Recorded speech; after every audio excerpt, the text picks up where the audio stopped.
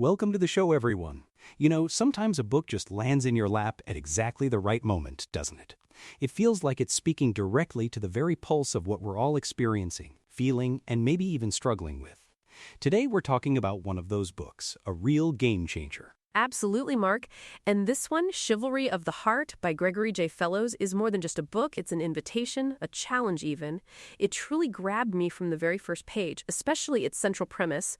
The world needs knights again, but not in the way you might immediately think. Exactly. It's not about shining armor and swords, although it draws beautifully from those historical roots. It's about something far deeper, something that I think a lot of people are consciously or unconsciously yearning for right now. The author posits that the timeless values of chivalry, honor, sacred duty, truth, aren't outdated relics, but actually the keys to unlocking profound purpose in our modern, often fractured world. Fractured is definitely the word. I mean, look around us, right? There's so much division, disillusionment, a sense of loneliness even amidst all our connectivity. The book really speaks to that, acknowledging the challenges while offering a truly hopeful and actionable path forward. It's part spiritual manifesto, part historical deep dive, and part practical blueprint. Yeah, that blend is what makes it so powerful. It doesn't just lament the state of things, it offers a way to actively engage and transform it, starting with ourselves. The core message is built around rediscovering brotherhood, faith, and purpose. And when I say brotherhood, it's inclusive. It's about genuine connection and community for everyone. That inclusivity really struck me. It's not just for men. It's for men and women of conscience. And it's not about being a warrior of war, but a guardian of truth, honor, and sacred duty. That shift in perspective is critical. It reframes the very idea of strength and courage for our time. Absolutely. It's a spiritual battle, a battle for hearts and minds, for integrity in a world that often seems to compromise it at every turn. Fellows really delves into what genuine honor looks like today, how we cultivate it, and why it's more vital than ever to stand for something bigger than ourselves. Let's talk about those three pillars you mentioned, brotherhood, faith, and purpose. They're woven throughout the book. Yes. The brotherhood aspect for me really resonated because of how isolated so many people feel. The book encourages fostering genuine connections, not just superficial ones. Yeah, the book really highlights that deep, authentic connection is foundational. It's about showing up for one another, holding each other accountable, and building communities of trust and shared values. It's a stark contrast to the transactional relationships that so often dominate our interactions today. And then faith. This isn't necessarily about strict religious dogma, right? The author seems to present it in a broader sense, as a belief in something greater, a sense of hope and conviction even when things are tough. A spiritual anchor, if you will. Precisely. It's about tapping into that internal compass, that moral clarity that transcends the immediate. It's about having faith in the good, in humanity's potential, and in the enduring power of those higher principles that have guided civilizations for millennia. It's an internal strength that then manifests externally. Which leads perfectly into purpose. I think a lot of people, especially younger generations, are grappling with meaning. They want to know their lives count for something. This book offers a framework for finding that sacred duty, a way to contribute to something eternal and transformative, as the description puts it. It's about moving beyond just existing or chasing fleeting pleasures, and really stepping into a role where you're making a deliberate, positive impact. It's about aligning your actions with your deepest values, understanding that your life isn't just about you, but about the ripple effect you create. The historical reflections in the book are also fascinating. Fellows doesn't just cherry-pick examples. He really delves into the origins of chivalry, showing how these ideals evolved and how they've always been a response to chaotic times. It gives the modern application so much more weight. It grounds the whole conversation, doesn't it? It shows that this isn't some New Age philosophy, but a deeply rooted tradition of human aspiration.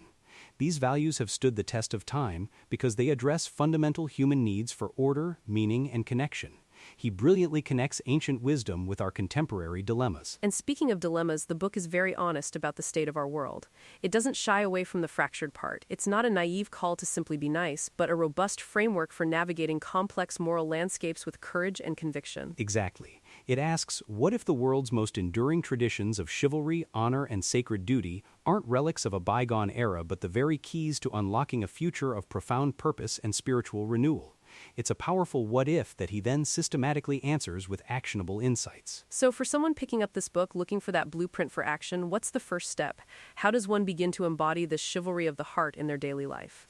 I think it starts with self-reflection. The book encourages us to examine our own lives, our own values, and where we might be falling short, or where we have opportunities to rise. It's about personal transformation first, acknowledging that you can't truly serve others until you've done the work within yourself. It's an inside-out approach. That makes so much sense. You can't pour from an empty cup, as they say. And the idea of becoming a guardian really resonates. It implies active protection and stewardship of these ideals, not just passively wishing for them. It's a powerful metaphor, isn't it? A guardian of truth, guarding against misinformation and apathy. A guardian of honor, upholding integrity in a world that often rewards its opposite. A guardian of sacred duty, recognizing the profound responsibility we have to our communities and future generations. And who specifically do you think this book is for? The description says men and women of conscience, but who else might find it particularly impactful? Honestly, I think it's for anyone feeling that spiritual hunger, that longing for deeper meaning. Leaders, seekers, parents trying to raise resilient children, anyone who feels disillusioned by the current state of affairs and is looking for a way to contribute positively. It's really universal in its appeal, cutting across demographics for anyone yearning for a return to meaningful value. It's interesting because chivalry sometimes has this old-fashioned, almost quaint connotation, but Fellows completely revitalizes it, making it feel urgent and incredibly relevant for today. It's not about outdated gender roles, it's about universal virtues. He reclaims the true essence of it, stripping away the cultural baggage and getting to the heart of what those ideals originally stood for. It's not about being masculine or feminine in a stereotypical sense, but about embodying qualities like courage, compassion, justice, and self-mastery, qualities that benefit everyone. I loved the part where he discusses how a knight in this modern sense actively works to build, not just protect. They're not just reacting to threats, but proactively cultivating a better world. That sense of active creation is really inspiring. Exactly. It's about fostering community, mentoring others, standing up for what's right, and being a beacon of light in often dark times. It's a proactive stance, a commitment to personal growth that inevitably leads to societal renewal. That's the transformative part. So for listeners who might be feeling a bit cynical or thinking this sounds too idealistic for today's world, what would you say to them about Chivalry of the Heart? I'd say give it a chance. The book doesn't ignore the cynicism, it addresses it head-on.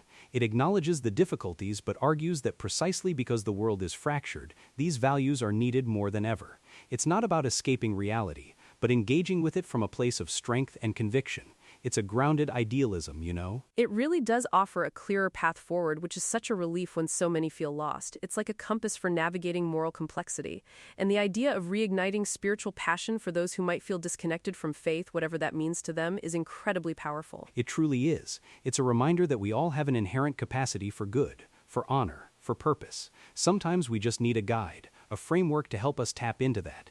And Fellows provides that with incredible clarity and heartfelt wisdom. I'm genuinely excited for people to read this. It feels like a vital message for our time. It's a call to elevate, to embody something noble, not just for ourselves, but for the collective good.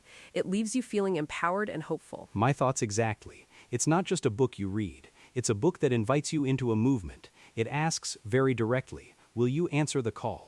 And I think for many the answer will be a resounding yes, because deep down we all want to be part of something meaningful and lasting. So if you're looking for meaning, for healing, for a clearer path forward, or just want to be inspired to live a life of greater purpose, I cannot recommend Chivalry of the Heart by Gregory J. Fellows enough. It's available now at books.by.gregory-chivalry-fellows, the Heart. And trust me, it's a journey worth taking. Absolutely, Jane. It's a profound read that I think will resonate deeply with so many. Go pick up a copy, read it, reflect on it, and then consider how you too can answer the call to cultivate a chivalry of the heart in your own life and in the world around you. Thanks for joining me today, Jane. This was a fantastic discussion. My pleasure, Mark, and thank you to all our listeners for tuning in. We hope this conversation sparks something within you. Until next time, keep seeking purpose and live with honor.